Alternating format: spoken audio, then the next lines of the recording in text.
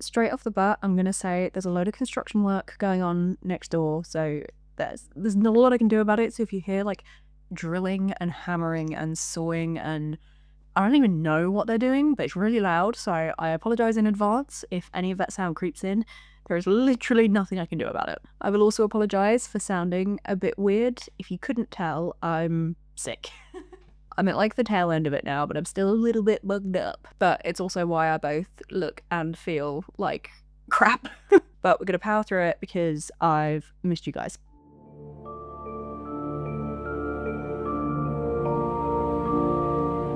Hey guys, welcome back to my channel. If you are new here, my name is Hazel Jane, and today we are back with another episode of Monsters, Myths and Makeup, which is a little series that I have where we get to delve into the weird and wonderful world of monsters and myths, whilst I attempt to bring these stories to life through a makeup look inspired by the creatures behind the legends. I honestly can't even remember what we covered last episode. I'm so out of it at the minute.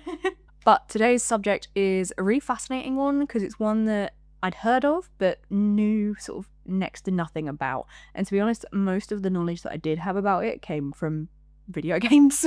But we're going to be delving back into the world of Jewish folklore, which we looked into it a bit with the Leviathan, which was really interesting. But specifically, we are going to be looking into the legend of the Golem. Golem. Is it Golem? I think it's Golem. Golem's the character in Lord of the Rings. Although I do see the two get used, sort of, they get mixed up a lot. So, Golem, not Golem. Big thank you as always to my patrons for helping me choose the topic for this week's episodes. If you want to get involved in more sort of behind the scenes stuff, have a little bit more input in like the topics that you want to see, as well as exclusive early access, sneak previews, etc., I'll leave a link to the Patreon in the description down below. I've done that thing again where I left it so long between filming that I cannot remember what my intro is. I think I've covered everything I need to for the moment. So before we dive into this week's mythology, I'm going to go get sort of prepped and ready. So grab a Red Bull, grab a Monster, grab a seat, and let's go. For those of you who are interested in the makeup side of things, I will leave links to all the products that I use in the description box down below.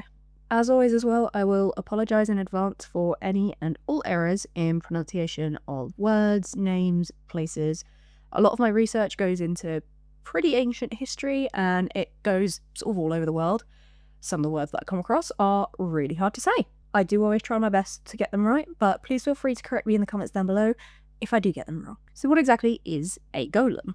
And I think it is pronounced golem because it's spelt G-O-L-E-M rather than Gollum, which is kind of what most people will use to like refer to it, which is obviously the character from Lord of the Rings, spelled G-O-L-L-U-M. So for the purposes of the video, it's Golem, but usually made out of clay or mud or some kind of like inorganic matter, basically. A golem is an animated anthropomorphic being which is usually created to act as like a protector for either a specific person or a community. And as this role of like protector, the golem is usually considered to be a fairly large creature with usually like little to no ability to think for itself. It's generally considered to be this like very obedient creature that kind of blindly follows the orders, usually of its creator. Despite having a very ancient origin with references in the Bible and the Talmud, the word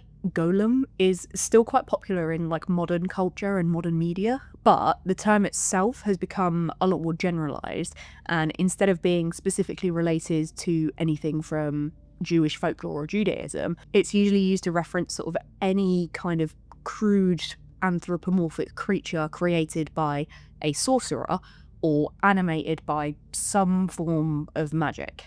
The origins of the word itself are quite fascinating because it appears once within the Bible, which uses the term golem to describe an unfinished human being before God's eyes. I guess it kind of took it as like part of the process of God making a human being, sort of maybe like a prototype kind of thing. I will also say the look that I'm going for is quite a technical one. There's a lot of sort of details involved in it. So if there's a lot of jumping around on camera with line work and stuff, I'm really sorry, but this is taking more concentration than I anticipated, and I'm like 2 minutes into it. So whilst the Bible uses the term golem to refer to an unfinished human being, the first written collection of Jewish oral traditions, known as the Mishnah, I think is how it's pronounced, those written works use the term golem to refer to someone who is unsophisticated.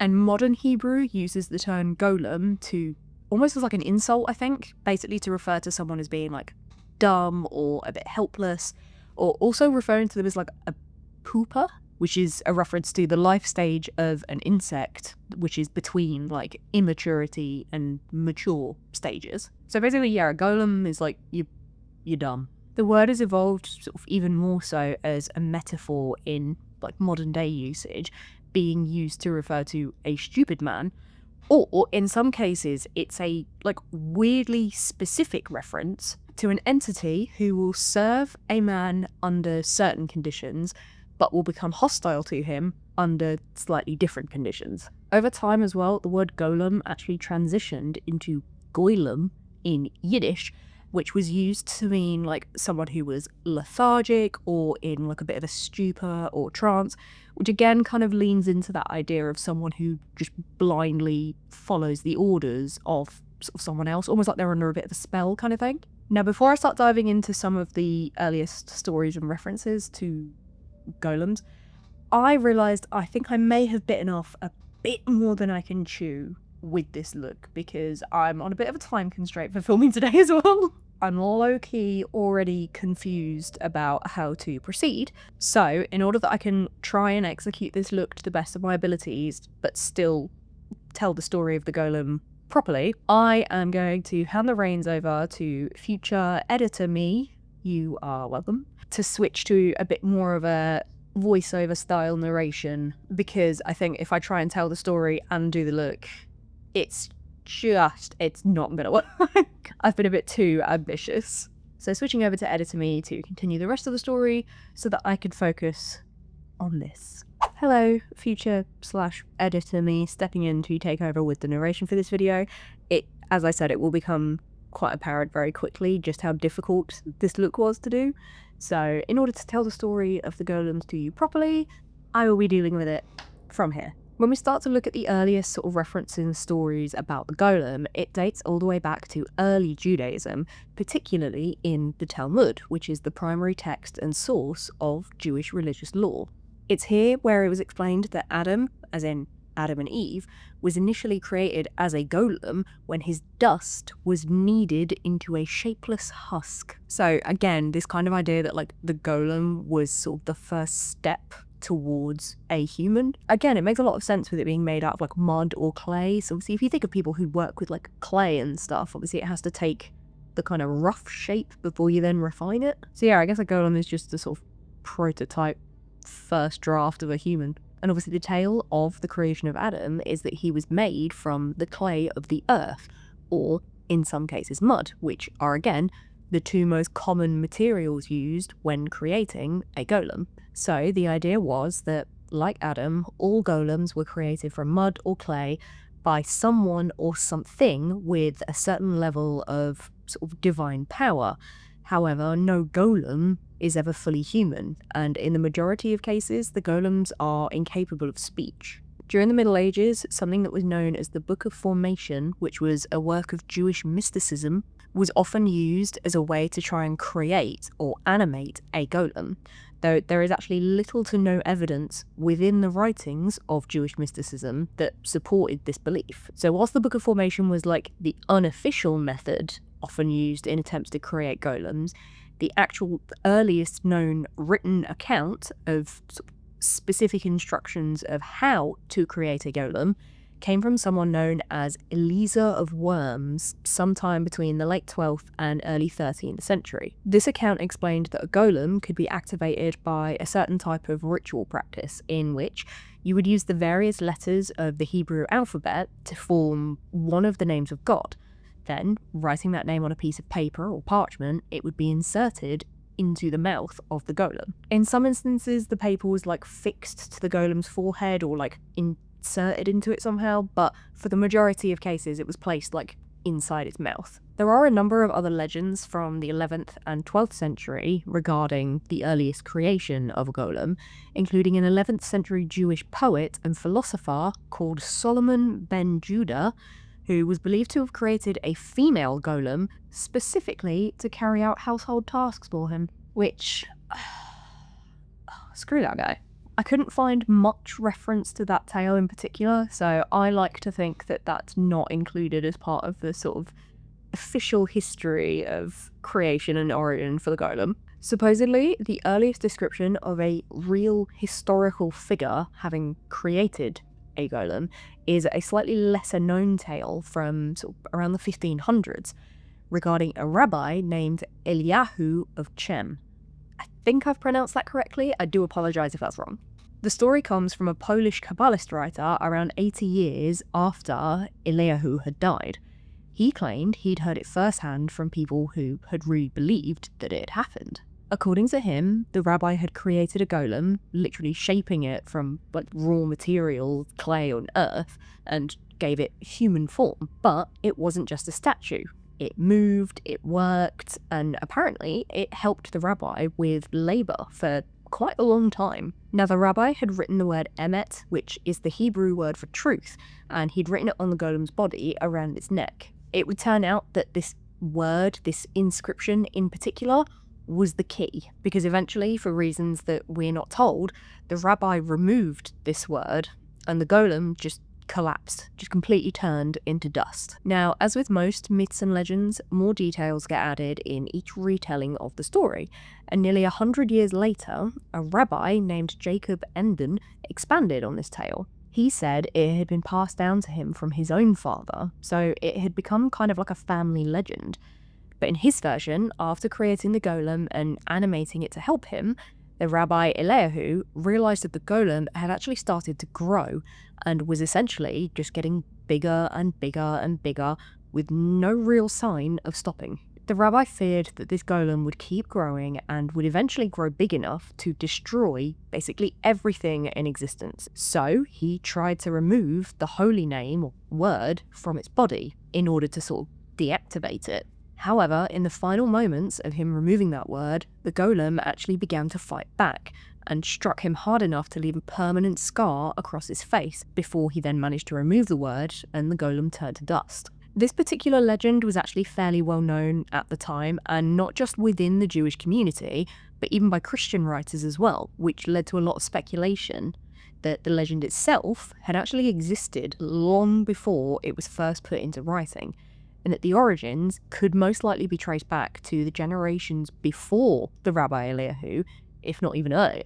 The detail of the golem striking the rabbi in that last moment is quite significant, as the golem had obviously shown no prior signs of violence or threat, even as it had started to grow, and it links it to one of the most common themes associated with golem mythology, which is centered around control and hubris, or the arrogance of man in attempting to create life, which is a very familiar concept from the tale of Frankenstein. Interesting side note on that, because I found it quite interesting, this whole theme of hubris that is seen in things like Frankenstein, it also features in other stories such as The Sorcerer's Apprentice and other more modern media, like The Terminator was the example that I found, which at first I thought was a bit kind of 0 to 100, but the more I thought about it, it does make sense. It's the idea of creating life and it turning on you, basically.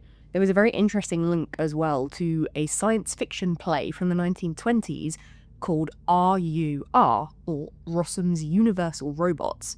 It was this particular play that actually coined the term robot. It had never been used before then. The play itself was written in Prague, which, as we'll come to in a minute, has a very, very strong history with golems in particular. And whilst the writer of the play has denied that he modelled the robot after the golem, there are a lot of striking similarities between the two, or at least similarities between the plot of the play and the story of the Golem of Prague. But yeah, I found it really interesting that golems could potentially be the origin for, at the very least, the word robot. Whilst the Golem of Chełm is not necessarily the most well-known or most popularised story of the golems, due to it being one of the earliest tales, there are a number of variations on it, and some of which feature that this giant golem had in fact become kind of somewhat uncooperative, and the rabbi then had to resort to trickery to try and deactivate it. Then when the golem crumbled into dust and rubble, it actually fell on top of the rabbi and crushed him, basically. Whilst the Golem of Chełm is one of the earliest recorded legends surrounding the golem, the most well-known legend is the Golem of Prague, as I mentioned with the robot thing. Centered around the rabbi, and you will have to forgive me because I'm definitely going to get this wrong, Judah Lo Ben Bezalel, otherwise known as the MEHRON, which is how I will be referring to him. He was a rabbi who lived in the heart of Prague's Jewish quarter in the 1500s. The legend goes that he created a golem to protect the Jewish community from these increasingly violent anti-Semitic attacks that were happening at the time. The MEHRON shaped the golem out of clay from the banks of the Vltava River, then brought it to life through the use of mystical incantations and sacred letters. There are some who say he placed a parchment with God's name into the golem's mouth. Others say it was again the word Emet written across its forehead, and the golem itself was called Yosef, but was also known as Yosel. And the golem did exactly what it was created to do. It defended the community. It stood guard, intimidated their enemies, and some versions even say it had extra abilities and that it could turn invisible or summon storms or even appear in multiple places at once. Now, whilst the golem did protect the community, the rabbi ensured that the golem rested on the Sabbath by deactivating it every Friday evening, removing the parchment with God's name before the Sabbath began, and for a while this system worked. But it's at this point that the story shifts, and there are numerous versions about what actually happened. The most widely accepted story tells that one Friday evening the rabbi forgot to remove the parchment and then feared that the golem would desecrate the Sabbath by continuing to work. Other variants state that the golem just became unstable or too powerful, even as far as to apparently go on a murderous rampage, while there are even some variations in which the golem falls in love with who or what, I do not know, but then basically turns into this violent monster when he gets rejected. Whichever version you read, however, the rabbi was eventually able to remove the sacred name and immobilize the golem in front of the synagogue, where it then collapsed into pieces. It's believed that the body of the golem was then stored in the attic of the Old New Synagogue of Prague, which is a building that still stands today.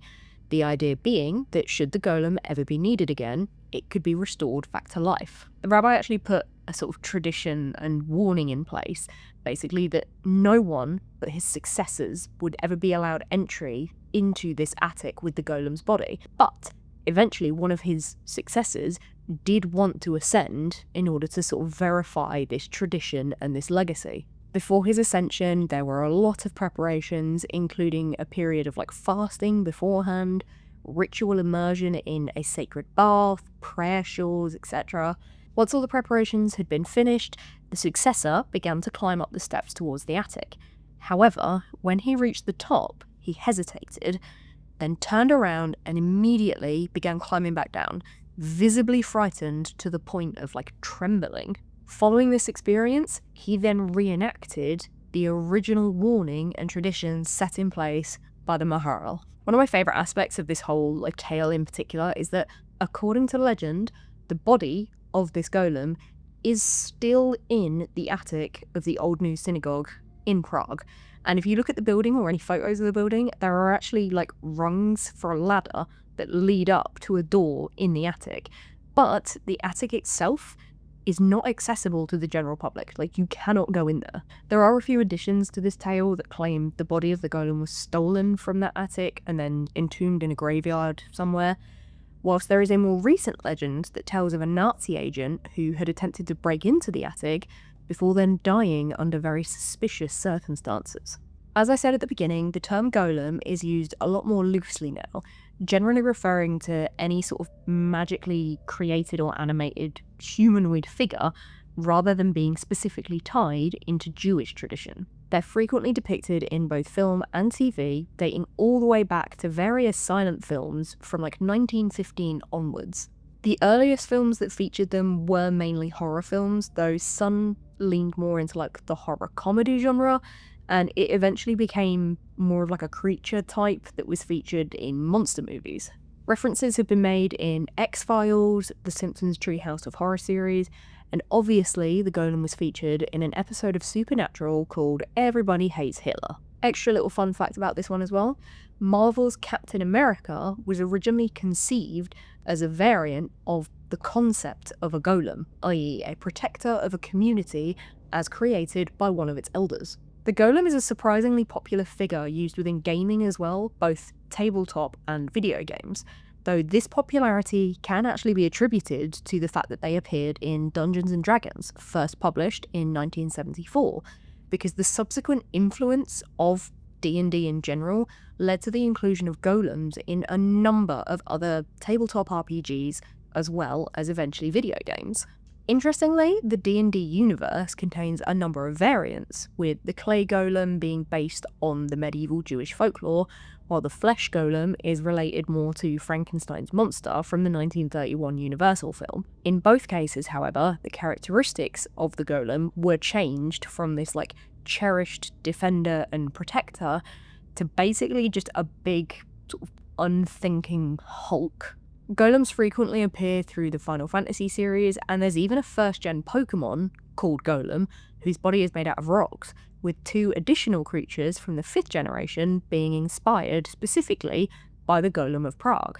And one of the more popular iterations of golems in the gaming world is from Minecraft, primarily through the Iron Golem, which is a creature that walks through the villages and protects the villagers from hostile mobs. From the current update as well, they also have the recent addition of the Copper Golem, whose primary purpose is to item sort and look unbelievably cute. Now, when it comes to any kind of comparative mythology, because the meaning of the word golem has become a lot more generic, there are several examples that you can look into that fall within the realm of animated humanoid creature. One of the closest examples is from Slavic folklore known as the clay boy. This tale combines elements of the golem with that of the gingerbread man, who incidentally himself is considered a variant type of edible golem, which it just immediately made me think of the big gingerbread man from, is it the second Shrek film where you have the big giant one, then you have the little one on his shoulder? Because the little one is obviously a bit more cognitive, a bit more sentient, I guess, but the big one is proper golem-esque. It's very unthinking, just big smash kind of roar. I got very sidetracked with that train of thought, but it was very entertaining to me. But the tale of the clay boy is a tale that centres around a lonely couple who make themselves a child out of clay, with variations of the tale giving either disastrous or comical consequences, or kind of somewhere in between. There's a popular Russian variation on it as well, in which an older couple, whose children have all grown and left home, make a boy out of clay and then dry him by the hearth. The boy comes to life, and at first the couple are absolutely delighted, treating him like a real child, like their own child. However, the clay boy does not stop growing, and he soon begins eating all of their food. As his size increases, he then goes on to eat all of their livestock as well, and eventually the clay boy eats his own parents before rampaging through a village only to be smashed by a goat. Circling back around to the gingerbread man for a moment, because as I said, it falls under a sort of subcategory known as edible golems, alongside the East Slavic fairy tale called Kolobok, which is a small spherical bread-like being. It's also sometimes known as the runaway bun, but essentially the creature comes to life and is then chased by a growing number of people and characters. I think, again, before eventually then being eaten. Because I realised I never knew, or I'd completely forgotten, that the original tale of the gingerbread man is that they make him, and then he just runs off, and the tale is just him being chased down by various different people, which is why the whole phrase, run as fast as you can, can't catch me and the gingerbread man, is because he's just being chased by everything, before I think he then gets eaten by a fox. Now, for anyone who thought we were going to be doing a full episode without at least one mention of Greek mythology, fear not, because there is a tale in Ovid's narrative poem, Metamorphosis, centred around a sculptor called Pygmalion, who fell in love with a statue that he had created.